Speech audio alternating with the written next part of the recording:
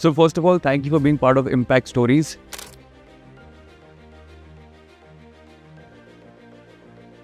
सी पैसा जब बन गया वो तो चलो सक्सेस इसीलिए मेहनत कर रहे हैं सर, बट वहाँ तक पहुँचने जिस चीज़ से गुजरा होगा वो कैसे निकला होगा, मतलब मैं उस थॉट में था, तो मैंने कहा आपसे मिलूंगा तो ज़रूर पूछूंगा। मैं जब मुंबई आया 24 साल का था, उस टाइम पे ऐसा कुछ मेजर नहीं हुआ, सिर्फ थिएटर कर रहा था। जब स्कैम हुआ आई वाज 40। अब देखूं तो मुझे लगता है कि बहुत अच्छा हुआ कि ये 39-40 की एज में हुआ, क्योंकि तब तक लाइफ ने जो एक्सपीरियंस दिया ना, शायद उसी का निचोड़ मैं परफॉर्मेंस में निकाल सकता हूँ। जितने भी लोगों से पॉडकास्ट से मुलाकात हुई ना, जितना कहना था कि मानते हम पूरी तैयारी के साथ आए थे, but there something we require. इस पहलू में अगर बात करो तो कैसे होगा कि मैं तैयारी के साथ आया था, ऐसा मुझे लगता, बट तैयारी उस लेवल तक नहीं पहुंची है कि आप तक उस अपॉर्चुनिटी को लाया जाए। थिएटर तो एक टाइम मांगता है ना, जैसे सुबह आपको आना पड़ता है, दिन भर आप प्रिपरेशन करते हो, फिर आप तैयार करते हो प्ले के लिए, तो इतना टाइम कैसे बचता है आपके पास? स्क्रिप्ट पूरी ट्रैवल के टाइम पे ही पढ़ लेता था, रट लेता था, because you left with no choice. आपके अंदर से मल्टीपल रूप निकलने लगते हैं। मैंने जॉब छोड़ी एंड डैड को जब वो कैंसर रिलैप्स हुआ था, तब ना मेडिक्लेम का क्वेश्चन था, ना जॉब का क्वेश्चन था, and I was on my own. Critical time में if you still want to do something that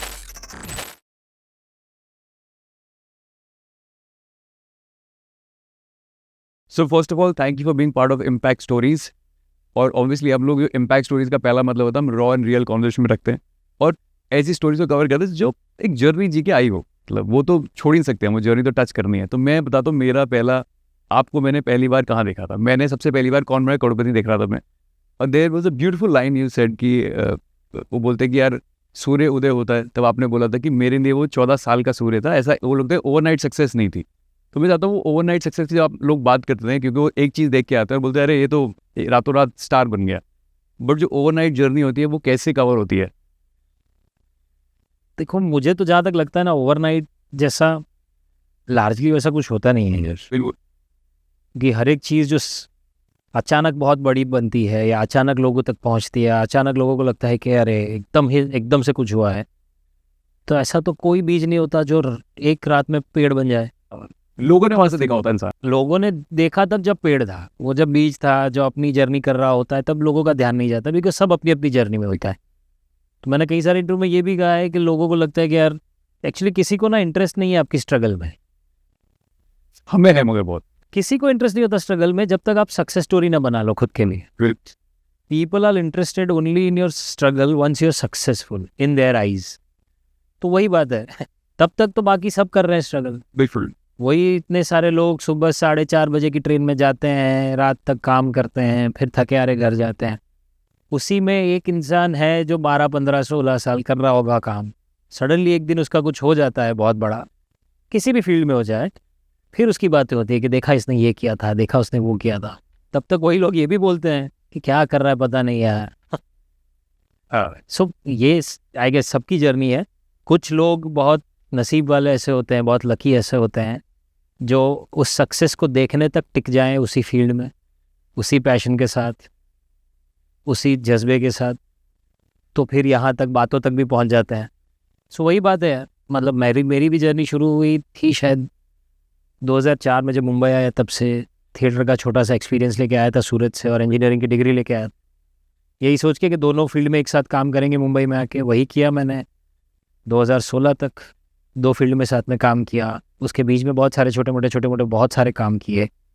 कुछ परफॉर्मिंग आर्ट से जुड़े थे, कुछ नहीं थे, कुछ इंजीनियरिंग से जुड़े थे, कुछ बिजनेस से जुड़े थे। कहीं थोड़ी सक्सेस मिली, कहीं एकदम फेलियर मिली, कहीं कुछ नहीं हुआ, कहीं कुछ हुआ। करते करते 2016 एक ऐसा टाइम था जब सोचा कि यार अब फुल टाइम एक्टिंग खुद, हाँ डिसाइड कर लिया कि अभी ये टाइम ऐसा लगा मुझे तब, एज को लेके भी और बाकी जितना भी कुछ उस समय मेरे जीवन में हो रहा था तब, कि this is the time, it's now और नेवर। या तो अभी मैं कूद पड़ूँ या तो फिर मैं छोड़ दूँ। उसका रीज़न ये था कि जिस दो फील्ड में काम कर रहा था, इंजीनियरिंग और एक्टिंग में, दोनों तरफ से कुछ ऑफर्स आ रहे थे, अपॉर्चुनिटीज़ लग रही थी, और मैं दोनों में से एक में भी फुल फ्लेजेड अपॉर्चुनिटीज़ उठा नहीं पा रहा था, क्योंकि मुझे दोनों काम करने में वो बैलेंस बना के रखना पड़ रहा था। तो फिर सोचा कि या तो जो मुझे 2 बड़े ऑफर्स मिले हैं, कॉर्पोरेट ऑफर्स जॉब वर्ल्ड में से भी, या तो वो ले लूँ, या तो फिर यहाँ पर जो छोटी मोटी फिल्म्स के ऑफर आ रहे हैं, अच्छे नाटक करने का मौका मिल रहा है, वो ले लूँ। 2016 ऐसा टाइम था कि तब तक मैंने खुद को कन्विंस कर लिया था कि अब कर लेंगे कुछ ना कुछ तो। I left my job and became a full time actor. Exactly 1.5-2 साल बाद स्कैम का ऑडिशन दिया, स्कैम मिला, स्कैम रिलीज हुआ, and then the whole journey took another turn all together. But जैसे स्कैम रिलीज हुआ, obviously beautiful success it was, तो मुझे लगता है कि उसके बाद उतनी फ्रीक्वेंटली काम आना शुरू हुआ। हाँ, उसके बाद बहुत फ्रिक्वेंटली काम आना शुरू बट हुआ। आपने फिर भी गुजराती सिनेमा को नहीं छोड़ा शायद। जी नहीं, मैंने थिएटर भी नहीं छोड़ा, बिल्कुल गुजराती नहीं छोड़ा, सिनेमा भी बिल्कुल। नहीं छोड़ा। मतलब वो सिर्फ ये होता है पर्सनल कि लाइकिंग की वजह से, पर्सनल लाइकिंग की वजह से, या फिर ऐसा था कि यार जिनके साथ पहले काम किया उनका हाथ कब नहीं छोड़ना। हाँ, पर्सनल लाइकिंग भी है और ये भी है, मतलब जहाँ से शुरुआत की है, जो मेरा स्ट्रांग होल्ड है, वो मैं क्यों छोड़ूं। और जहाँ तक थिएटर की बात है, थिएटर मुझे लगता है कि वो एक एक्टर का, वो एक्टर के लिए रियाज करने की जगह है। बिल्कुल है। थिएटर में जितनी तैयारी होती है वही मुझे बाकी सब जगह पर अलग अलग किरदार बनाने में हेल्प करती है। कैमरे के सामने वो जिस ईज से परफॉर्म करना चाहता हूँ उसकी तैयारी थिएटर में ही कर सकता हूँ, ऐसा मुझे लगता है। Because that's my way of learning, that's the reason that I want to stick around. और जितनी अलग अलग भाषाएं अगर आप जानते हो तो वो बहुत बड़ा प्लस पॉइंट है यार, फिर चाहे आप किसी भी फील्ड में हो, कि आपका एक दायरा बहुत बड़ा हो जाता है। और मैं लिमिटेड नहीं हूँ सिर्फ गुजराती को लेके, या सिर्फ हिंदी को लेके, या सिर्फ इंग्लिश को लेके। मैं इन तीनों में काम कर सकता हूँ। कभी कभार मुझे लगता है कि और अलग अलग भाषाओं में काम करना है। एक ना मुझे बड़ी ब्यूटीफुल लाइन लगी थी, मैं कोई पॉडकास्ट देख रहा था, उसमें बोला कि यार लोग ना बोलते हैं मैं स्ट्रगल कर रहा हूँ। स्ट्रगल कुछ नहीं होता, इंसान काम कर रहा होता है उस वक्त भी, एक्चुअली है ना। लोग उसे स्ट्रगल को बड़ा नेगेटिव वर्ड की तरह यूज़ करते हैं, बल्कि वो यूज़ नहीं करना चाहिए, इसलिए आपको नेगेटिविटी बढ़ती है उससे। उससे नेगेटिविटी से ज़्यादा ना खुद के लिए बेचारगी बढ़ती है यार। आप वो सेल्फ पिटी वाला जो सीन है ना, वो बहुत बढ़ जाता है। बिल्कुल। मतलब आपके कभी कभार दोस्त या कभी वो फैमिली वाले भी बहुत लगाव से, प्यार से आपके, मतलब वो they care a lot about you, शायद उसी वजह से ऐसे इंट्रोड्यूस करते हैं कि यार बेचारा बहुत मेहनत करता है। अब मेहनत और बेचारा ये मुझे समझ में नहीं आता कि बेचारा क्यों। अगर वो मेहनत कर रहा है तो बहुत अच्छी बात है, उसको बेचारा मत बनाओ। क्योंकि जितनी बार आप बेचारा, स्ट्रगल, ये सारी शब्द बोलते हो, उतनी बार कहीं ना कहीं सबकॉन्शियस में उस आदमी के दिमाग में भी वो जाता है ना। और खुद की दया खाने से बड़ा दुश्मन कुछ नहीं है यार। You become your own enemy. Because suddenly क्या होता है कि आपको हर एक चीज़ के टाइम लगता है कि मैं बहुत ज़्यादा कुछ कर रहा हूँ। अब इससे ज़्यादा करने की बहुत बड़ी क्षमता होती है आपके अंदर। You are capable of much more, but the more you say poor me, you are done. Yes, you stop there itself. तो इसलिए मैं, मतलब I kept myself away from this word called struggle, कि मुझे सोचना ही नहीं है। In fact तब तो हम करने वाले लोग थे, मतलब हम तो करने में थे, जर्नी में थे, तो ना हम सोचते थे, ना सोचने का टाइम था। तभी भी कुछ कलीग्स या दोस्त या फैमिली में से कोई बोल दे कि यार कितनी स्ट्रगल क्यों करनी है, तो गुस्सा ये आता था कि यार you see it this way. आप उसे ऐसे देखते हो, मैं उसे ऐसे देख रहा हूँ कि मुझे जो करना है उसे करने का ये एक ही तरीका है मेरे पास। मतलब आप सोचो ना, हम स्कूल में थे तब क्या करते थे कि मुझे खेलने में बहुत मज़ा आता है, सबको क्रिकेट खेलने में मज़ा आता है किसी। अब आपको होमवर्क भी करना है, प्रोजेक्ट भी ख़त्म करने हैं, घर का काम भी करना है, सब करने के बाद बचे हुए टाइम में खेलने चले जाते थे। फिर चाहे वो दोपहर की धूप हो, उस सोने का 2 घंटा हो, उसमें कॉम्प्रोमाइज़ किया, पर वो किया ना क्योंकि उसमें मज़ा आता था। तो वही था यार। सी आपके और मेरे इसमें ना थोड़ी सिमिलैरिटी है। मैंने ना बहुत क्रैच से ज़िंदगी शुरू करी है, और मैं अपना बिजनेस चलाता था जब मैं जॉब करता था। तो आज भले कह देना आसान होता है क्योंकि पैशन इतना जोरदार था कि फ़र्क ही नहीं पड़ता। बट अगर आप उस टाइम को देखोगे कि आप पहले नौकरी करके शाम को निकलते हो, फिर आप अपना उस चीज़ को भी टाइम देते हो, जो होता है वो इतना आसान नहीं होता। आज फ़र्क नहीं पड़ता क्योंकि लगता है कि जो कर रहे थे कहीं ना कहीं तो आए हैं उस चीज़ से। वो आसान शायद इसलिए नहीं होता बिकॉज बहुत सारे डिस्ट्रैक्शन है यार। हाँ, नहीं वो समझ ही नहीं आता, लगता है ये एक बात है जो हमें समझ में आता हाँ, एक्चुअली मुझे उल्टा लगता था दूसरे लोगों के लिए है। कि यार इतना लाइटली जीना आसान नहीं होता यार, कि तुम आप एक काम कर रहे हो, आराम से आओ, सो जाओ, बिंदास टीवी देखो, पार्टी वार्टी करो, सब कर सकते। तो मुझे उनके लिए लगता था कि ये इतनी आसान लाइफ नहीं है यार, इसके लिए तो दिमाग क्या, मतलब आप कितनी जगह से खुद को बंद करना पड़ेगा कि नहीं यार ये पैशन ठीक है, नहीं ये भी नहीं करना, नहीं ठीक है, लेट मी जस्ट चिल। तो मेरे लिए तो वो डिफिकल्ट लगता था। मुझे उन पे ऐसा लगता था कि पुअर गाइज एक ही दरवाज़ा इनके पास, एक ही चीज़ कर सकते हैं लाइफ में। सो मेरे को ना ऐसे ही आपके कोई क्लोज फ्रेंड उनसे बात चल रही थी, तो बोल रहे यार उन्होंने 20 करोड़ का अपार्टमेंट लिया, ऐसे बोलते हैं ना, है ना, ऐसे बोलते हैं ना, तारीफ करते हुए बोलते हैं। बट मैं जब कई वीडियोस देख रहा था तो वहाँ इंसान का जो समय थोड़ा सा ऊपर नीचे होता है ना, तो एक के बाद एक चीज़ खराब होती रहती है ना। आपके फादर पास्ट हुए और शायद आपकी वाइफ को भी ट्यूमर डिटेक्ट हुआ था। तो मैं कहता हूँ जो लाइफ खराब होने पे आती है ना, आदमी केवल सक्सेस पॉइंट को देखता है, अरे ये था अचीवमेंट इसका, बट वो जो दिन होता है वो कैसे काटे वो पूछता नहीं कभी।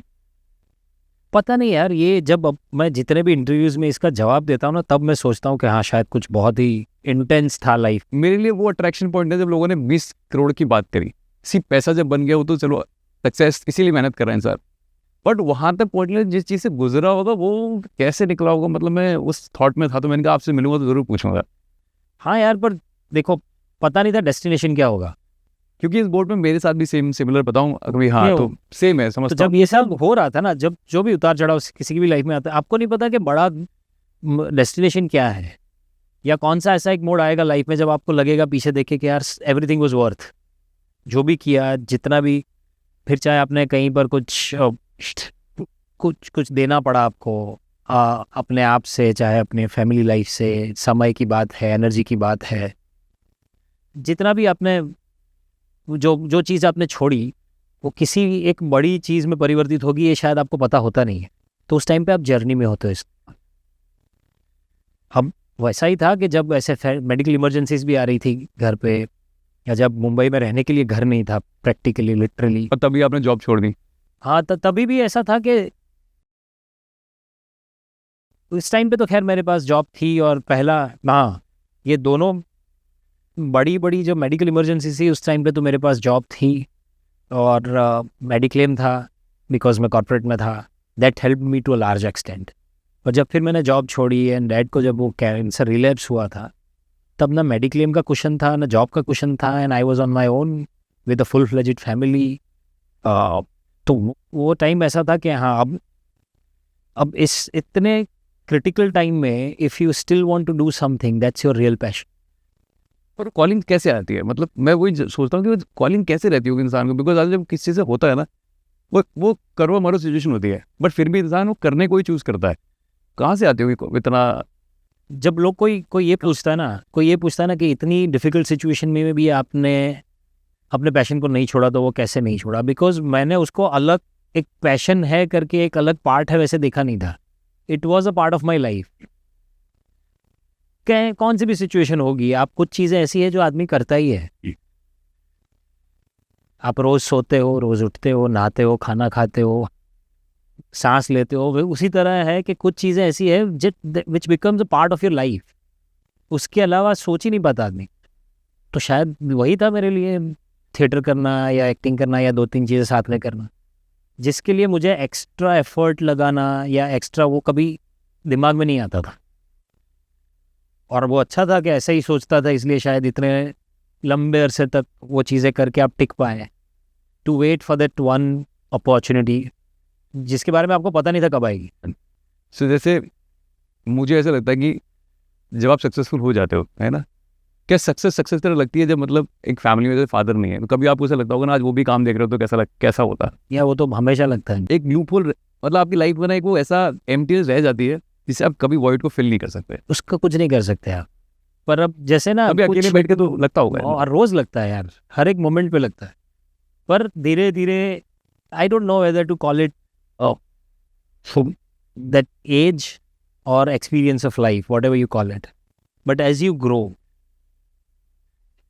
आई डोंट नो अभी एज यू ग्रो ओल्ड बोलना सही है या as you grow with experience सही है। Your perspective towards lot of things change. जिस चीज़ पे पहले कंप्लेन करते थे, आज उस चीज़ को देखने का नज़रिया ही बदल जाता। मतलब जिस चीज़ की कमी लगती थी कि यार ये होता तो अच्छा होता, ये होता, तो अब लगता है कि वो जैसे हुआ और जिस समय पे हुआ वही अच्छा हुआ। जैसे मैं बहुत बार बोलता हूँ कि स्कैम, मुझे बहुत ऐसा लगता था कि यार मैं जब मुंबई आया 24 साल का था, 24 से 34 मतलब ये prime time of your youth, where मतलब तुमको लगता है कि एंटरटेनमेंट इंडस्ट्री में खास करके, जहाँ पर आपका कैसे दिखते हो, your physique, your face, everything matters, it's a prime youth of your life is what you want to encash. तब मुझे लगता था कि अब मौका मिल जाता तो मज़ा आता। उस टाइम पे ऐसा कुछ मेजर नहीं हुआ, सिर्फ थिएटर कर रहा था। जब स्कैम रिलीज हुआ, आई वाज 40। मुझे लगा यार इतना लेट पर जब उसका सक्सेस मिला, जिस हिसाब से प्यार मिला, जिस हिसाब से एक्सेप्टेंस मिली, अब देखूं तो मुझे लगता है कि बहुत अच्छा हुआ कि ये 39-40 की एज में हुआ, क्योंकि तब तक लाइफ ने जो एक्सपीरियंस दिया ना, शायद उसी का निचोड़ मैं परफॉर्मेंस में निकाल सकता हूँ। ये अगर मुझे अर्ली एज में मिला होता तो या तो मैं फिजिकली उसमें बैठता नहीं कभी, या तो शायद मेरे पास उतना एक्सपीरियंस नहीं था कि मैं उसे अच्छे से कर सकता शायद। तो ये भी ऐसा है। तो इसलिए मैं बोल रहा हूँ, as you grow with experience in life, ये सारे जो कुछ डिसअपॉइंटमेंट्स होते हैं वो रहते नहीं है फिर आपको ऐसा। You don't complain about lot of things in life then. There is other way around also. तो एक गेस्ट आए थे, मतलब उनकी रिसेंटली फिल्म आई थी और इट गॉट ह्यूज सक्सेस। तो ही वाज क्वाइट यंग। मैं उससे जब मिला और बात हुई तो मैंने उनसे पूछा कि सक्सेस यार अर्ली आगे बहुत अच्छा नहीं हुआ। तो उन्होंने बोला, अंकित भाई अगर आप सच बोलूँ ना तो काश ये सक्सेस अभी ना आके ना कुछ थोड़ा वक्त ले लेती। अब मैंने उससे बोला कि ऐसा क्यों, कह रहा आपको बस समझा नहीं सकता, कभी कभार अर्ली सक्सेस भी इंसान के लिए उतनी अच्छी नहीं होती। You agree on this? हाँ, आई मीन सबके लिए अलग अलग होता है। मतलब मैं उनकी बात नहीं कर रहा, एस्टेब्लिश फैमिलीज की बात नहीं कर रहा। जो एस्टेब्लिश फैमिलीज आते हैं वो जानते हैं कि सब चीज़ चलती है, बट एक आउटसाइडर के लिए अर्ली सक्सेस भी उसने बोला इतना काम नहीं करती उस तरीके से। हाँ, मतलब सक्सेस बहुत सारी चीज़ों के साथ आती है, बहुत सारी चीज़ों के साथ आती है। सक्सेस के साथ मुझे लगता है सबसे पहले जो एक चीज़ आती है ना, चुपचाप किसी को बिना पता है, आपको भी पता नहीं चलता, वो आता है फियर ऑफ फेलियर। और वो ऐसा है धीरे धीरे धीरे धीरे कब आके कोना पकड़ के ग्रो होने लगता है ना, पता भी नहीं चलता। And by the time you realise you have to deal with it at every step. वो आपका जो ऑर्गेनिक थॉट प्रोसेस है वो भी चेंज कर सकता है कि आप पहले जितना फ्री माइंड से जैसे सोचते थे, suddenly you start thinking with lot of variables which are beyond your control, जो आपके हाथ में है भी नहीं, बट यू फील कि नहीं अभी मुझे I have to protect this success. तो आपको लगता है कि अगर पहला सक्सेस यहाँ है तो दूसरा यहीं पर होना चाहिए, अब मैं यहाँ से यहाँ जा ही नहीं सकता। And if I just talk about this field, entertainment industry या परफॉर्मिंग आर्ट्स या आर्ट का फील्ड, वो ऐसा है ना कि it's a field of experiments. तो if you are constantly driven by fear of failure, you stop experimenting, that's when you stop growing, and the moment your growth stops, you are done. तो ये ऐसा चक्कर है कि ये अगर जल्दी आप आदमी समझ ले तो उससे डील कर सकता है आसानी से। पर कैसे समझे इस बात को? इसको समझना मतलब ऐसा है कि वो जो सक्सेस आया है ना, जिस चीज़ के साथ, जिस प्रोजेक्ट के साथ आया, उससे हमें तालियां मिली, उससे हमें वाहवाही मिली, उससे दूसरा काम मिला, done. Now don't wear it every day with you, don't keep it on your shoulder and make it heavy. I think हो गया, वो एक चैप्टर बंद हो गया, हो अभी नया गेम है। And if that approach, if you approach it that way, I guess that keeps you sane, that keeps you normal. मतलब रोज ऐसा है ना, रोज नया गेम है ये। And that I guess I've learned big way from theater.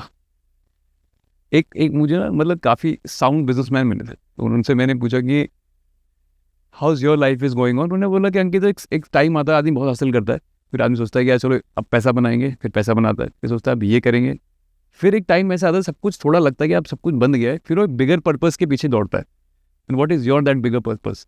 Bigger purpose कुछ भी हो सकता है, कोई आदमी दोबारा गिव बैक करना चाहता है सोसाइटी को, बट देयर इज समवेयर वो सब छोटा लगने लग जाता है। जैसे मैथ्यू मैकॉग्नी की लाइन भी है, you always chase your hero. Success कहाँ मिलती है किसी को? कोई हीरो ऑलवेज चलता रहता है, तो ऑलवेज चलता है। सक्सेस कोई डेस्टिनेशन नहीं, सबसे पहली बात वो जर्नी है, और वो रिलेटिव है। राइट। जब सूरत में था तो लगता था कि मुंबई पहुंच के अगर काम मिला ना तो वो सक्सेस है। यहाँ आके पता चला कि आप दूसरे तीसरे चौथे किसी के ऑप्शन हो। अगर मैं राइटर डायरेक्टर का पहला ऑप्शन बनूंगा ना, दैट इज माय सक्सेस। वैसे थिएटर होने लगा, फिर लगा कि यार अब फिल्म में जब काम मिलना शुरू होगा ना तब पता चले। तो अच्छा, अब फिल्मों में दोस्तों के काम मिलने लगे, ये कि तो आप मतलब you are friend to the lead and this that and all. अरे यार, अब क्योंकि गुजराती फिल्मों में लीड किया, फिर लगा कि अब हिंदी मिलेगी तब मजा आएगा। हिंदी में दोस्तों का काम मिला, तब सोचने लगे कि यार हिंदी में अगर गुजराती कैरेक्टर के अलावा किसी ने किसी कैरेक्टर के लिए कास्ट किया तो दैट इज सक्सेस। फिर स्कैम के बाद उसका मायना भी बदल गया। तो ये ऐसा है कि रोज बदलते रहता है सक्सेस का डेफिनेशन। तो फिर बिगर पर्पस क्या आता है? सो बिगर पर्पस अभी तो पता नहीं यार। बिगर पर्पस तो मुझे यही लगता है कि मुझे कंसिस्टेंटली काम करते रहना है, मुझे उसी में मजा आता। अलग अलग किरदार, अलग अलग कहानियाँ, अलग अलग experiments, different genres, different languages and different formats.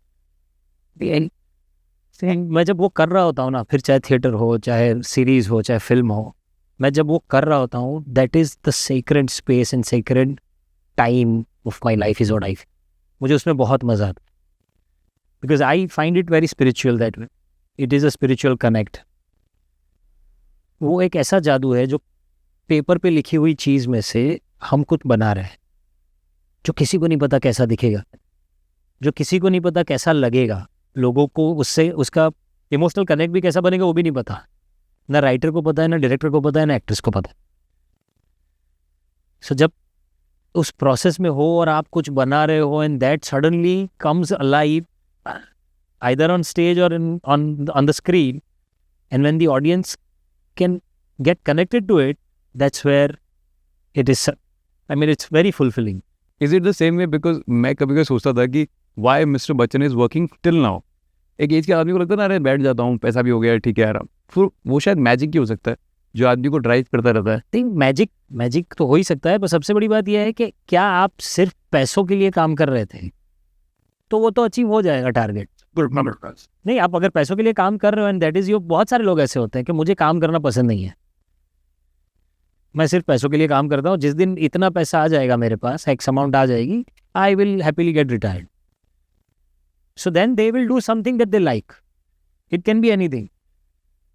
कोई फार्मिंग करने चला जाएगा, कोई सोलो ट्रिप पे चला जाएगा, कोई कुछ नहीं करना चाहेगा, if they enjoy that. But there are lot of people who enjoy what they do. So if that is the case, then you actually, that this is my retirement plan, that I want to do what I like to do, and what I like to do is this only. Sir मुझे ऐसा लगता है कि I think हर पीढ़ी में एक इंसान ऐसा आता है जो आगे और पीछे की पीढ़ी को एक आइडेंटिटी देता है। आप, मुझे लगता है वो गेम चेंजर बन पाए। कैसा लगता है वैसे बन के? तो नो यार, वैसा गेम चेंजर मीन्स ऐसा होता है कि हाँ, मतलब एक आप एक रिकग्निशन को थोड़े अलग स्टेज पे लेके जाए। आप बोल सकते हैं हाँ मेरा बेटा ये काम करता है, हाँ मेरा बच्चा ये काम करता है। तो एक ही लैंडमार्क की तरह है। जब घर किसी को बताते हैं ना, तो एक लैंडमार्क है, उसका घर वहाँ पे है। तो कैसा लगता है वैसे बन के? बहुत अच्छा लगता है यार, ये कि हम जो करना चाह रहे थे, जो हमने सोचा था, वहाँ तक पहुँचे, उस रास्ते से पहुँचे।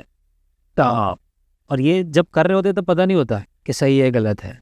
एक बार जब वो हो जाता है तब आप बोल सकते हो कि हाँ मैंने ये चुना था और ये सही निकला। बहुत सारे ऐसे इंसिडेंसेस होते हैं यार, जब थिएटर करने जाते हैं, अभी भी मैं सब शो करने जाता हूँ, तो छोटे शहरों में जाते हैं जब, और बहुत सारे लोग वहाँ के हैं, बहुत सारे एस्पायरिंग एक्टर्स होते हैं। अब कुछ लोगों ने मुझे ये बोला था कि आपकी जर्नी को देखकर हमें इतना कॉन्फिडेंस और विश्वास आता है कि अगर आपके साथ हो सकता है तो हमारे साथ भी हो। ये बहुत ही कमाल का एक रिकग्निशन होता है यार। मुझे नहीं पता था कि मैं जो कर रहा हूँ उसमें, मैं जो कर पाया हूँ उसके ज़रिए किसी और को सपना देखने की हिम्मत मिल रही है। ये मैंने कभी नहीं सोचा था, पर जब लोग ऐसा बोलते हैं तो अच्छा लगता है यार कि अच्छा okay, if this is giving you hope, if this is giving you courage to follow your passion. एक डायरेक्टर को मैंने इंटरव्यू किया था, तो उन्होंने बताया कि मैं एक फिल्म बना रहा हूँ। उन्होंने बोला कि जिसमें हम इस फिल्म में ऐसा कुछ करने वाले, कितने लोग बॉम्बे आते हैं, कितना फिल्टरेशन होता है, एक राइस स्टार के पीछे लोग भागते हैं जैसा होता है, वो कौन होता है। तो कहीं ना कहीं बताना चाह रहे कितने भी लोग किधर चले जाए, बट जब उनमें से एक निकलता है ना, तो उनके फिर 2-3 साल आगे की एक हिम्मत बन जाती है कि और बने रहना है शहर में। पर यार ये फील्ड ही पूरा होप्स का है। होप्स का है, बिल्कुल। तो होप है ना, दी ना, देखो हाँ वही है। और आप जब आप होप, खुद को होप देना चाहते हो ना, तो आप कहीं से भी होप ढूंढ सकती हो, कहीं से भी। और जब आपको होपलेसनेस फील हो रहा है ना, व्हेन द नेगेटिविटी सीप्स इन, तो सब कुछ नेगेटिव भी लगता है। That's how human psychology and human brain works, right. और इस फील्ड में तो ऐसा है कि आपको रोज आप उठते हो, सुबह से निकलते हो, ऑडिशंस देते हो, रिजेक्शंस मिलेंगे, and next day morning with the same smile, same zeal, same energy, वो गो अगेन। कब हाँ होगा, कब काम मिलेगा, वो किसी को नहीं पता। कभी थकावट नहीं होती थी ऑडिशन देते, ऐसा लगे यार आज हो गया यार, बहुत समय चल रहा है, कितना रिजेक्शन झेलेंगे, ऐसा एक पॉइंट, तभी तो पॉइंट आता होगा ऐसा भी? नहीं, शायद मेरे केस में ऐसा था कि उस वैसा नहीं हुआ। उसका रीज़न ये था कि मैं बहुत सारी चीज़ें एक साथ करता था। जैसे तो मैंने खुद के लिए शायद ऐसा वर्ल्ड बना लिया था कि मैं अगर ऑडिशन देने गया हूँ, ऑडिशन में रिजेक्शन मिला है, तो मुझे पता है कि अच्छा यहाँ से ना सुन के मैं कहाँ जाऊँगा और क्या काम करूँगा। वो था, हाँ वो था। और I guess I am very happy that I could work that way, so that I could handle rejections, I could keep negativity away from me, and I could constantly and consistently follow my dream. मैंने बहुत सारे अलग अलग काम किए, मैंने water tank cleaning किया, मैंने सेल साइट लगवाए, फिर मैंने कुछ कुछ प्रोडक्ट्स भी बेचे हैं मॉल के बाहर खड़े रह के या डोर टू डोर सेल्स में शिफ्ट करके। मुंबई में भी बेचा है, सूरत में भी बेचा है। मैंने फ्रीलांस कंसल्टेंसीज की हैं as an engineer, corporate job की है, मैंने कॉम्पेयरिंग्स किए हैं birthday parties, kitty parties, corporate shows में। और ये जितना कुछ भी किया है along with theatre and along with this so called struggle of going to the auditions and getting rejected और गेटिंग टू वर्क, ये सब के साथ। वो थिएटर तो एक टाइम मांगता है ना, जैसे सुबह आपको आना पड़ता है, दिन भर आप प्रिपरेशन करते हो, फिर आप तैयार करते हो प्ले के लिए, तो इतना टाइम कैसे बचता है आपके पास? एक्चुअली ये हो सकता है यार, आराम से हो सकता है ये। It is just that you have to manage your time, और कैसे करते हो उस पर है। तो जब जॉब करता था तब ये था कि यार मेरे पास वो टाइम बहुत लिमिटेड होता था, विंडो। तो मैं पहले तो डायरेक्टर से और उनसे रिक्वेस्ट करता था कि अगर सर इसमें मैं कर रहा हूँ काम, तो थोड़ा सा टाइम एडजस्ट करना। जैसे वो लोग 6 बजे से रिहर्सल करते हैं, तो मुझे उनको बोलना पड़ता था कि सर मैं 8:30 तक पहुँचूँगा। 8:30 तक पहुँचो? 8:30 से फिर आप बोलोगे तो मैं रात तक रुकूंगा, 12:30-1 बजे तक भी। बट क्योंकि मैं पहुंच ही नहीं पाऊंगा ऑफिस से, मेरा ऑफिस वाशी में था, रिहर्सल अंधेरी में चल रहा है, पार्ला में चल रहा है, तो 3 ट्रेन चेंज करके आप यहाँ पहुँचो, उतना टाइम उसमें मैं कुछ नहीं कर सकता। उसके चलते काफ़ी प्लेज नहीं भी मिलते थे। शुरू में जब जॉब लिया तब लोग बोलते थे कि यार अब तुम नौकरी के साथ प्ले नहीं कर पाओगे, यार रिहर्सल का टाइम नहीं मिलेगा, कभी शो आएगा, टूर आएगा तो तुम नहीं कर पाओगे। इनिशियली मुझे भी नहीं पता था कि कैसे होगा, पर पता नहीं क्यों मैं हमेशा बोलता था कि कुछ ना कुछ तो हो ही जाएगा सर, करेंगे ना, कुछ तो करेंगे ना। तो 2-3 प्ले मैंने ऐसे किए जो टीम के साथ प्रॉपर नाटक, उसमें रिहर्सल करना है। बट फाइनली बिकॉज ऐसा था कि मुझे करना था, उनको भी चाहिए था कि मैं करूं, तो सबने टाइम संभाल भी लिया। तब मुझ पर मैं पर्सनली ये प्रेशर लेके घूमता था कि मेरी वजह से यार ज़्यादा डीले ना हो। डायरेक्टर ने समझ लिया, प्रोड्यूसर ने समझ लिया, पर बाकी सारे एक्टर्स की तो गलती नहीं है ना कि उनका कोई एक एक्टर नौकरी करने के बाद आ रहा है, तो वो लोग सब क्यों रात को लेट तक रुकेंगे। तो वो टाइम बचाने के लिए मैं क्या करता था कि स्क्रिप्ट पूरी ट्रैवल के टाइम पे ही पढ़ लेता था, रट लेता था, ताकि जब भी फ्लोर पे पहुंचो रिहर्सल पे तो तुम इतने तैयार हो कि तुम्हारी वजह से गलती नहीं हो रही। अब ये इस टाइम का प्रेप जब दिमाग ने शुरू किया ना करना, तब पता चला कि एक्चुअली आप जब 3-4 चीज़ें, 2-3 चीज़ें साथ में करते हो ना, आपकी प्रोडक्टिविटी बढ़ जाती है, आपका फोकस इंप्रूव होता है। You don't know this because you're left with no choice. You left with no choice, but then you suddenly start, मतलब आपके अंदर से मल्टीपल रूप निकलने लगते हैं। You become your own clone and start working multiple, मतलब आप मल्टीपल जॉब्स कर सकते हो, ठीक है। और आप कहीं भी, मतलब बहुत सारी जगह पर आपने भी पढ़ा होगा कि ह्यूमन ब्रेन की कैपेसिटी क्या है और हम कितना % यूज़ करते हैं। तो किसी ने आपकी तारीफ करते हुए कहा था कि Prateek is a one take artist, because उसके बाद लेस टाइम होता तो हमेशा वो अपने काम को पकड़ के बिल्कुल थिएटर पे आता था। हाँ, मतलब मुझे ऐसा लगता था कि यार मेरी वजह से जैसे कि गलती नहीं होनी चाहिए, क्योंकि एक तो मुझे हमेशा ये लगता था कि उन्होंने मुझे इस नाटक में लेके बहुत बड़ा फेवर किया है। द रीज़न इज़ कि मैं जॉब करता हूँ, उसके बाद आऊँगा, so they are ready for it, कि इसका टाइम मैनेज करना पड़े। इतना ही मेरे लिए काफ़ी था कि यार आप बोलोगे वो हो जाएगा, हम करेंगे। फिर धीरे धीरे ऐसा हुआ कि यार ऐसे हर बार नहीं हो सकता, सो नया इनोवेशन हुआ। फिर हमने मोनोलॉग्स करना शुरू कर दिया कि मैं अकेला ही एक्टर हूँ, 2 घंटे का मोनोलॉग करेंगे। तो सुबह 5:30 बजे के रिहर्सल्स करते थे, ऑफिस जाने के पहले 5:30-6 बजे के रिहर्सल्स करता था 2 घंटे, और फिर ऑफिस चले जाता, जहाँ पर मैं और मेरा डायरेक्टर 2 ही लोग हैं, हम ही लोग रिहर्सल करते। तो मैंने 3 मोनोलॉग्स किया लगे वैसे, जो आज भी अभी तक मैं करता हूँ वैसे। आपको देख ऐसा लग रहा है मुझे कि you never took anything for granted, neither your work, nothing you took for granted, you always taken for granted का ना एक्चुअली वैसी ना चॉइस थी ना ऑप्शन था, और जो चीज़ मिली है वो ऐसे मिली है कि उसकी वैल्यू, मतलब आप वैल्यू करनी ही चाहिए और करनी ही पड़ेगी। बिकॉज ऐसा भी हुआ है कि मैं बहुत, जब कभी एक्टर से मॉम में मिलता हूँ ना, जो अभी स्टर्नियल स्टेज पे हो, उनका एटीट्यूड से समझ में आता है कि वो लंबी रेस की घोड़े नहीं है, पर उन्हें ये समझने में बहुत समय लग जाता है। तो आर्टिस्ट के फील्ड में तो ऐसा है कि तुम्हें आपको सेल्फ क्रिटिकल होना ज़रूरी है, सेल्फ अवेयर होना बहुत ज़रूरी है। बिल्कुल, मतलब अपनी चेकलिस्ट खुद ही ढूंढनी होती है। हाँ, और मतलब हमको ऐसा लगता था ना कि यार मैं आपको ऐसे कितने रीजंस दूं जिसकी वजह से आप मुझे अपने नाटक में, अपनी फिल्म में, अपनी सीरियल में लोगे। मैं सिर्फ आके ये बोलूँ कि सर मैं अच्छा एक्टर हूँ, तो एक तो ये ना, अच्छा एक्टर, अच्छा आर्टिस्ट, ये बहुत सब्जेक्टिव टर्म है। जो मेरे दिमाग में अच्छा है वो आपके दिमाग में एकदम ही बुरा हो सकता है। सब, हाँ, मतलब उसका रेंज इतना बड़ा है कि अच्छा क्या हो सकता है वो कोई नहीं बता सकता। सो आई फेल्ट कि यार ये सब्जेक्टिव मैटर्स पे बात करेंगे तो कोई मतलब नहीं बनेगा। How do I prove my self? आप मुझे स्क्रिप्ट दीजिए, मैं पढ़ के सुनाता हूँ। टोनेशन, इंटोनेशन आपको आता है, समझ में आया, फिर वो तो सबको आता है। कोई भी एक्टर बनने आएगा तो इतनी प्रेप करके आएगा। मैं डायलॉग जल्दी याद कर लेता, चलिए वो भी कोई भी कर लेता है। और क्या कर सकती है? चलो और क्या कर सकते? तो मैं शायद आई कैन डांस, ठीक है वो भी कर लेंगे। मैं कुछ एक्रोबैटिक्स भी कर सकता हूँ, ओके। और क्या कर सकते हैं आप? I can add value to production also. और क्या कर सकते? तो मैं हमेशा ऐसे सोचता था कि मैं किसी भी डायरेक्टर को, प्रोड्यूसर को ऐसे कितने रीज़न दे सकता हूँ जिसकी वजह से you become your first choice. Because काम एक बार आप देखोगे फिर आपको लगेगा कि यार क्या एक्टर है। पर वहाँ तक पहुँचने के लिए मुझे इतना कुछ लेके चलना पड़ेगा अपने बैग में, सो दैट यू फील कि हाँ यार इसके साथ करते हैं एक बार काम मिलने के बाद भी यही होता है कि मेरा रेंज कितना है, मुझे कितनी तैयारी करके जाना है, ये मुझे खुद डिसाइड करना पड़ेगा। To give that comfort to the director कि यार इस सेक्टर के साथ मज़ा आएगा, हम बहुत कुछ उस टाइम पे भी कर पाएंगे, बहुत कुछ इनोवेट भी कर पाएंगे। तो अब ये पूरा थॉट प्रोसेस इंजीनियरिंग से आता है मेरे दिमाग में। मैं ऐसे सोचता था। इंजीनियरिंग में क्या होता है ना, हर बार you always have to have options. Correct. To select the best one you should have at least 5 options. Because जब ऑप्शन नहीं है और कुछ किया तो वो तो कोई भी करता होगा।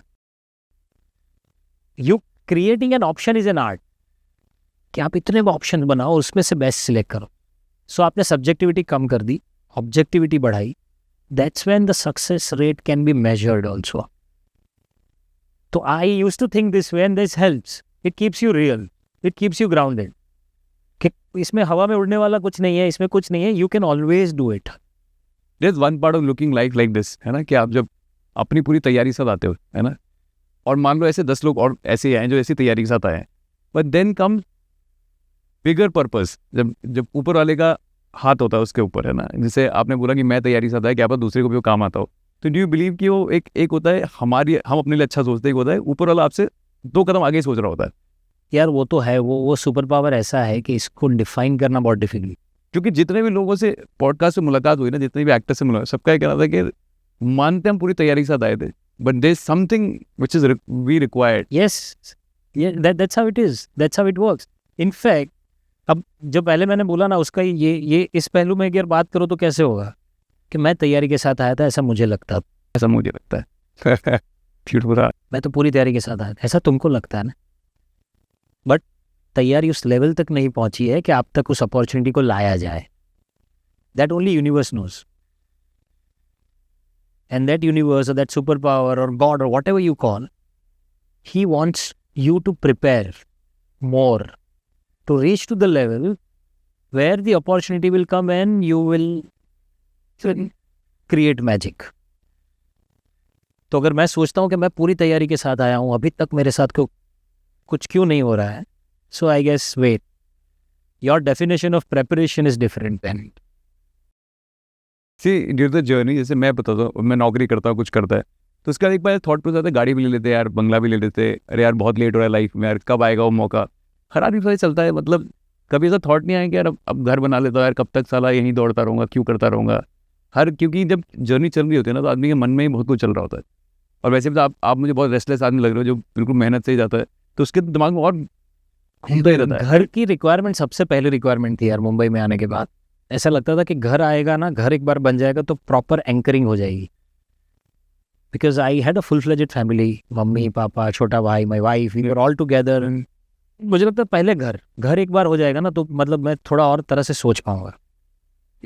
बाकी जहाँ तक गाड़ी और बाकी सारी सहूलियतों का सवाल है तो हम लोग शायद ऐसे पले बड़े ही नहीं है यार।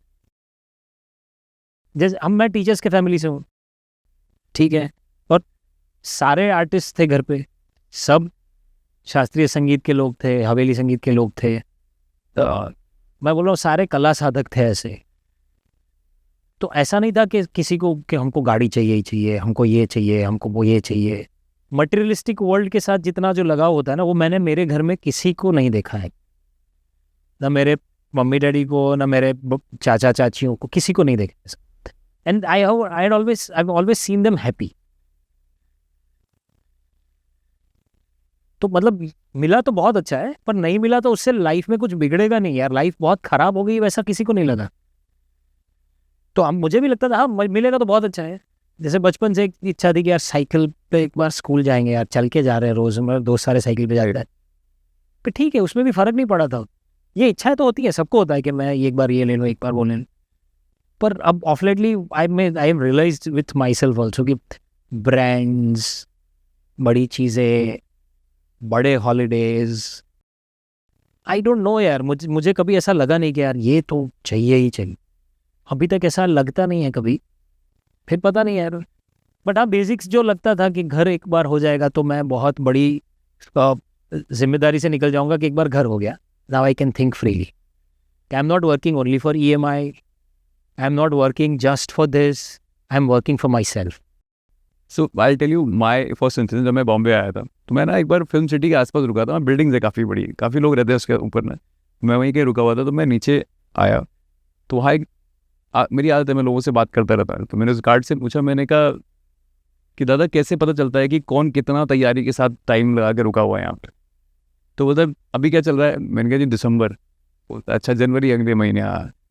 तो बोलता बेटा इसकी ना लाइटें हर साल जनवरी में फुल बढ़ती है और दिसंबर तक सब कम हो जाती है, कुछ लाइट जलती रहती है।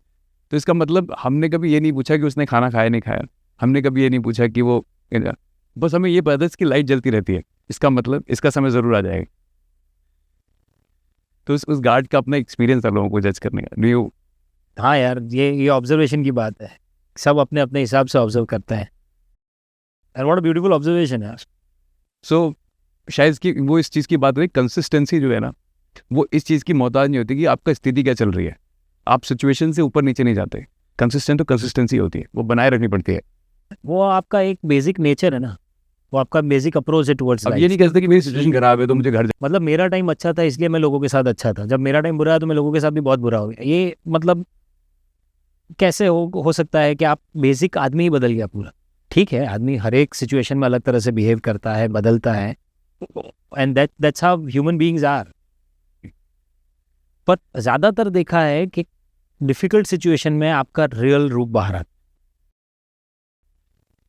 है। Real metal comes to the play when you are pushed against the most worst situation, the most difficult situation in life.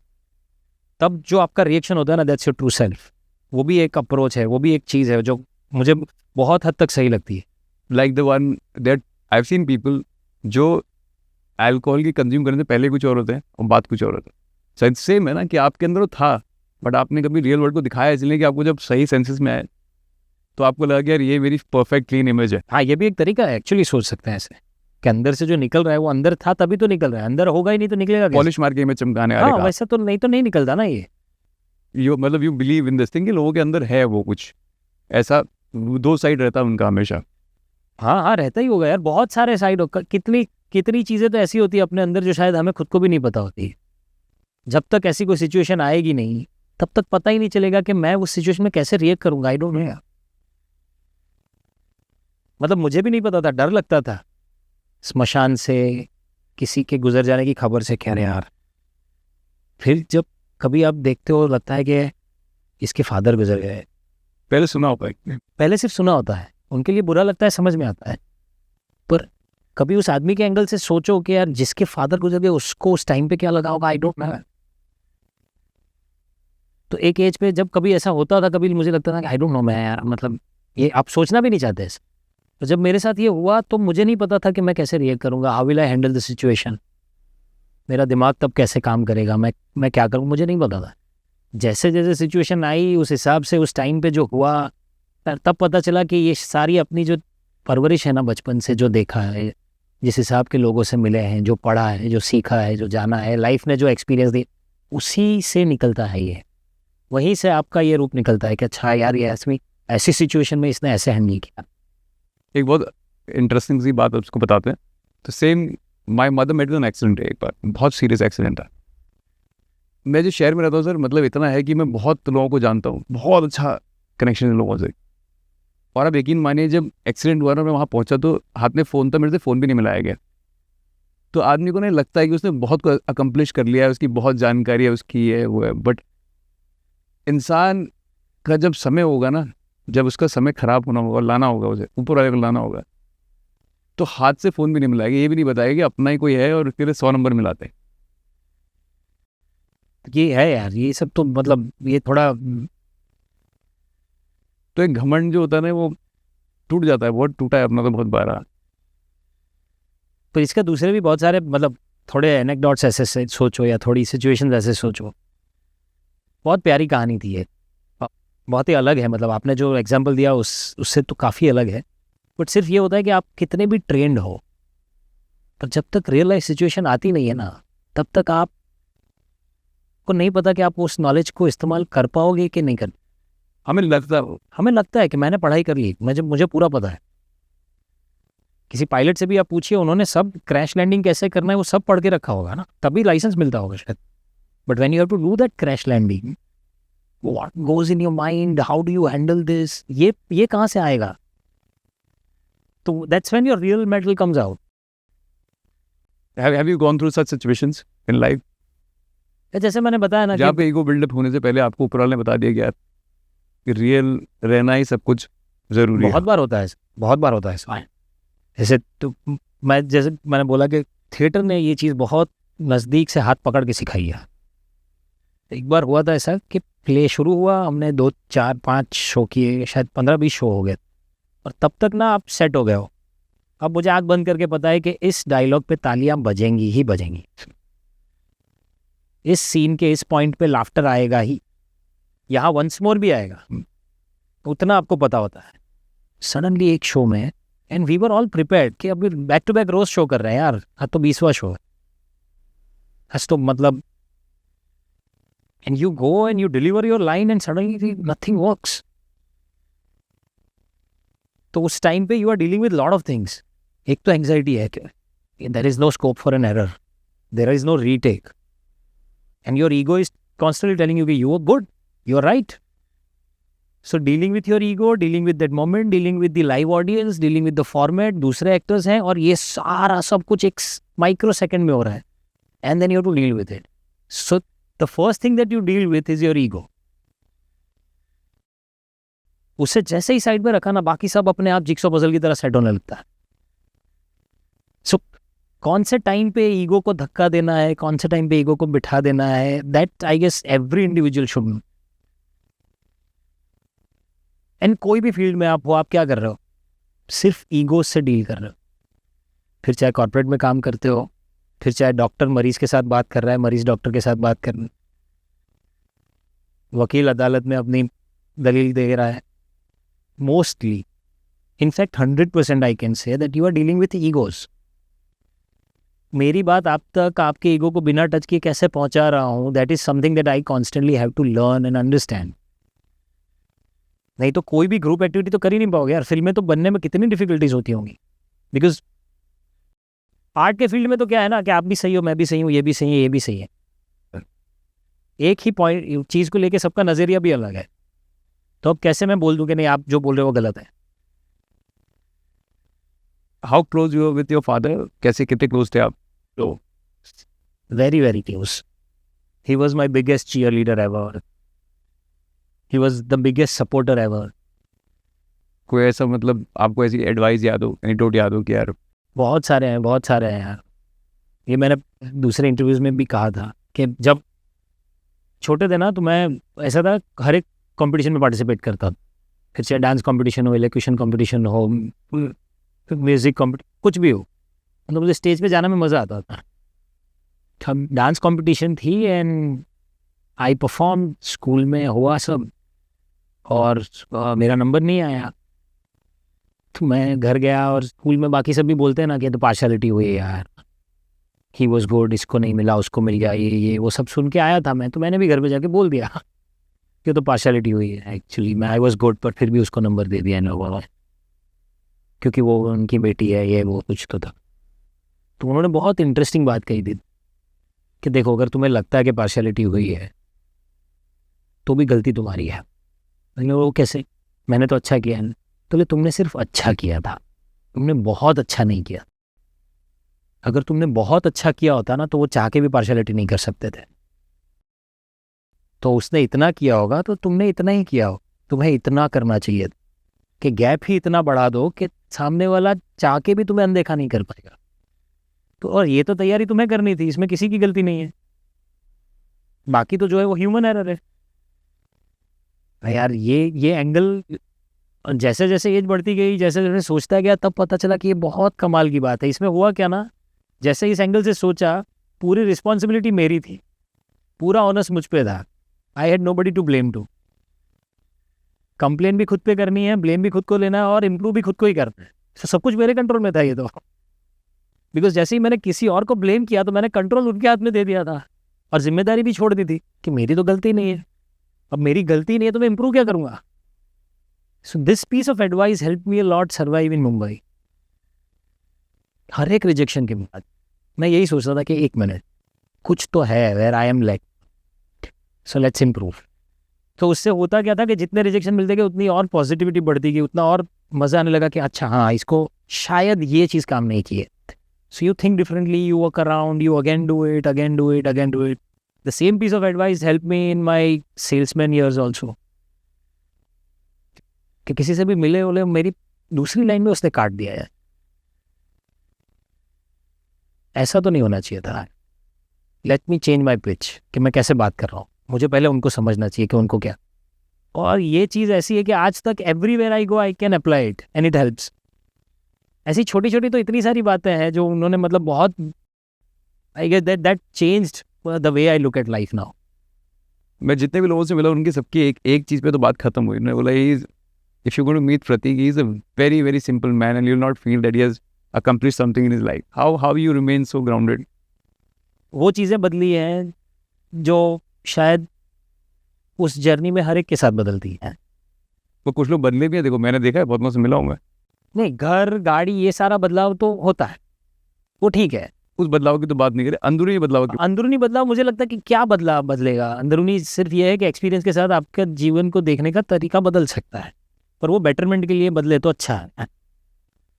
कुछ लोग ऐसे ही बदल गए हैं, जैसे मैं थोड़ा एग्जाम्पल देता हूँ, नाम नहीं लेते, जो अब समझते हैं कि जो मैं बता रहा हूँ वही सही है ना। आपको एक टाइम ऐसा, पहले आपको लगता है कि यार अब सीखने के लिए मैं इस लाइन में हूँ, फिर एक टाइम ऐसा लगने लग जाता है कि अब जो मैं ही बता रहा हूँ वही सही है। तो ईगोइस्टिक हो जाता है नेचर को, उसने बात की। बहुत थिन लाइन है कॉन्फिडेंस और ईगो के बीच में, बहुत थिन लाइन है। कई बार अब क्या है कि कुछ चीज़ों को आप कॉन्फिडेंस से बताओ, but again the same thing कि मैं कॉन्फिडेंस से अगर कुछ बोल रहा हूँ पर आप तक अगर वो ईगो के साथ पहुँच रही है बात, तो गलती मेरी है। बिल्कुल, मुझे उसको वैसे नहीं पहुँचाना है। सो आई हैव टू थिंक कि मैं उसको कैसे पहुँचाऊँ कि आपको ये लगे कि हाँ, ये बंदा जो बोल रहा है ना, he is making sense because he is confident enough. मेरा इंटेंशन ये है कि आप सिर्फ यही समझो, पर अगर मैं थोड़ा भी इनसेंसिटिव होकर ये बर्ताव करने लगूँ कि आप जो समझना चाहे समझो, मैं बोल रहा हूँ ये सही है ना, I just cross that line from confidence to ego. और ये बहुत ही मतलब ऐसा है कि if you are not self aware you will do it easily. और सक्सेस का, आर्ट के फील्ड की सक्सेस का खास करके मुझे लगता है, जो मैं तो मतलब इंजीनियरिंग में भी मैंने काम किया है ना, कॉर्पोरेट वर्ल्ड में भी सक्सेस का सेम मीटर है सब जगह।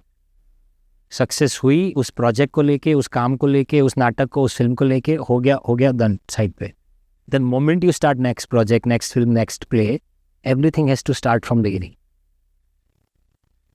You be the student of the same journey. तो वो जो प्योरिटी है ना, उसके साथ आप काम कर सकते हो। क्योंकि पिछला जो मेरा है वो सब मैं उठा के लेके चलता जाऊंगा तो वजन इतना बढ़ जाएगा ना कि फिर इतना इजीली काम नहीं कर पाएंगे यार। और यही मैं बोलता हूँ कि ये ही चीज़ होती है जो सक्सेस के साथ पहली आती है, फियर आपको ईगो भी दे देता है। ईगो आता कहाँ से? फियर से ही आता है Yeah. कि नहीं यार मैं हूँ, मेरी बात कैसे नहीं मानेगा कोई, मैं हूँ, मैं बोल रहा हूँ वैसे ही होना चाहिए। अगर वैसा नहीं हो रहा है तो I am fearing that I am losing, I am fearing that this success is going. That should not be a fear, that should not be any fear for this. Manifest ही कर रहे हो आप, केयर करोगे manifest तो वही होगा। So anything which is driven by fear will lead you to ego, will lead you to losses also. Self confidence ही चला जाएगा। इनफैक्ट मुझे वो बहुत इंटरेस्टिंग लगता है पॉइंट कि जिसका सेल्फ कॉन्फिडेंस कम होता है ना, उसका चिल्ला चोट ज़्यादा होती है, उनका ईगो भी ज़्यादा होता है। My second last question, so will close this down. I tell you, मतलब एक स्टोरी थी, किसी ने मुझे बताई स्टोरी, कहते उनके साथ हुआ था ऐसा। I want you to explain further. तो वो ना एक थिएटर में काम करते थे, थिएटर में एक्टर थे, बट जब प्ले होते तो उनको कभी वो सेंटर रोल नहीं मिलता। एक दिन क्या हुआ, उनको सेंटर रोल मिला, बट जिस दिन प्ले का दिन आया उस दिन उनको सेंट्रल रोल पे हटा दिया गया। उनके डायरेक्टर ने बोला कि यार ये तू नहीं करेगा, कोई और करेगा। I got very disheartened. बोला कि यार आज तो ये वो दिन है कि साला करियर ही छोड़ने में, कि ऐसा क्या है, इतने समय से उसने साइड से शुरुआत की, आते आते उनको सेंट्रल रोल मिला, वो भी उसने रिजेक्ट हो गए। तो उनके डायरेक्टर ने उनसे बाहर मुलाकात की, टी स्टॉल पे मुलाकात की, उसे बुलाया। बोले क्यों परेशान है? बोले कि इसलिए परेशान है कि आपने इतनी मेहनत से मैंने इतने साल दिए और मैं आज इस जगह पे आया कि सेंटर रोल पे मैं लीड कर रहा हूँ और आपने मुझे हटा दिया, ऐसे मुझे कौन कभी लीड देगा। तो जब बोला तूने क्या करना था प्ले पे, उन्हें ये चल तो शुरू हो यहाँ पे करके दिखा, देवर टी स्टॉल ऐसे। तो बोला ये कोई बात थोड़ी है, स्टेज होता है। बोले तू तो कलाकार है, तेरे स्टेज क्यों चाहिए? तो उसे फिर शायद फिर लगा, बोले सर मैंने किसके लिए तैयारी थोड़ी की है। बोले जब इसीलिए तुझे सेंटर रोल नहीं दिया कि कहीं ना कहीं तू ऑडियंस का लालच के लिए काम कर रहा है, अपने लिए काम नहीं कर रहा है। What do you want to say on this? अब मतलब वो तो पूरी चीज़ अलग है, अलग तरह से निकली है बात, पर ऐसा बहुत बार होता है यार कि art is very personal, Art not is- not एक तो ऑलवेज art फॉर द। हाँ, ये मामला ही पूरा अंदरूनी है ना। It is internal journey which has to translate for the audience, sometimes with the help of words and dialogues and sometimes without it. But अगर वो इंटरनलाइज हुआ है अच्छे से तो मैं बिना कुछ बोले भी कम्युनिकेट कर सकता हूँ ऑडियंस के साथ। एटलीस्ट इंटेंशन और जर्नी तो वो होनी चाहिए। ये थोड़ा और फिलोसॉफिकल साउंड करेगा, बट ये जैसे आपने बताया ना कि तैयारी किसी एक चीज़ की थी, एंड मोमेंट पे आते आते रह गया, तो again I mean it boils down to the same thing कि कहीं पर ना वो गैप इतना था, वो गैप इतना होना चाहिए ना कि वो हो ही ना। और उसके लिए क्या क्या करना पड़ेगा वो सेल्फ अवेयरनेस से आएगा। क्योंकि मतलब मैं भी मन में जब गाता हूँ तो मुझे लगता है, या मैं जब गा रहा हूँ मुझे लगता है मैं बेस्ट गा रहा हूँ। वो सामने वाला ही बता सकता है कि तुम कितना बेस हो रहे हो यार, मन में सारे आलाप बलाप सब ले रहे हो, तो वो ट्रांसलेट ही नहीं हो रहा। बिल्कुल। तो मतलब as an artist you have to be open for it. ठीक है, मतलब बहुत सारे लोग कोई किस तरह से बोल रहा है, कोई किस तरह से बोल रहा है, वो आपके कंट्रोल में नहीं है। बट सेल्फ अवेयरनेस और उसके बाद की इम्प्रूवमेंट की जर्नी तो आपके हाथ में है यार।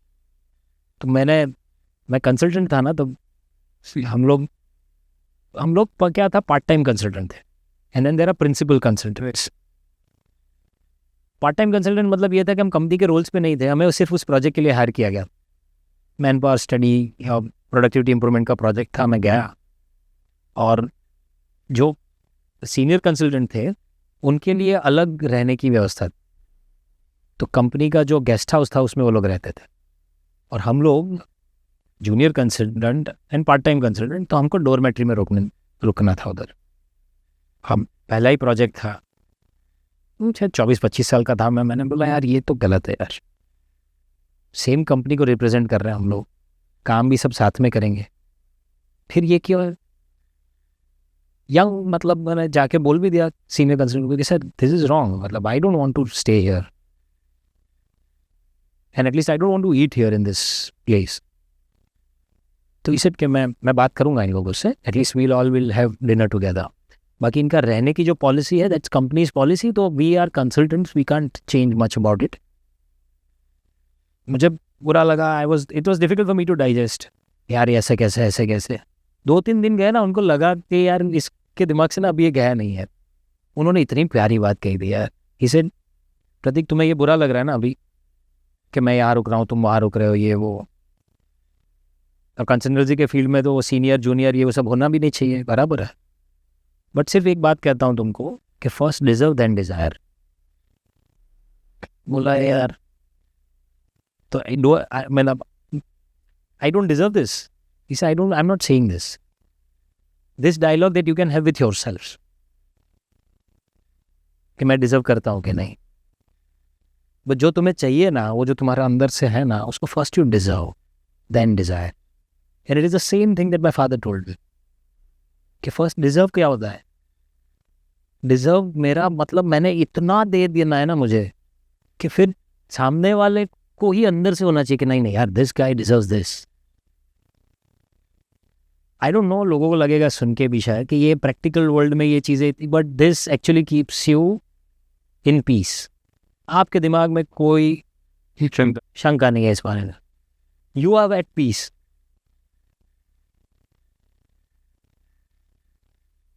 And it changes the way you look at world है कि सब पूरा पर्सपेक्टिव ही चेंज हो जाएगा कि हाँ बात सही है ना. अब ऐसा हो नहीं सकता कि हम क्लोज करने से पहले आपकी मूवी की बात ना करें. मैंने कल ही ट्रेलर देखा, इसमें आप तो डरे घूमते हो. ऐसा क्या आने वाला है जो मतलब बहुत इन्जॉय कर पाए, मतलब ऐसे मूवी में क्या इन्जॉय कर पाए. आपका कैरेक्टर तो हमेशा डरा रहता है, मैं देख लेते हैं. हाँ तो 14 फरवरी को नेटफ्लिक्स पे रिलीज हो रही है धूमधाम. Yami and I, we have worked together for the first time. Rishabh Sheth has directed it. It's a rom-com film which has action. आप एक्शन करोगे उसमें? एक्शन करोगे आप उसमें? नहीं करोगे? ऐसे घबरा. हाँ मतलब अगर मतलब नहीं देखिए तो मैं स्पॉइलर नहीं देता हूँ. अच्छा. बट बहुत मज़ेदार फिल्म है. And it's a fun filled ride. It's a family entertainer. So looking forward for that. Thank you so much. Thank you for being on Impact Stories. Thank you so much.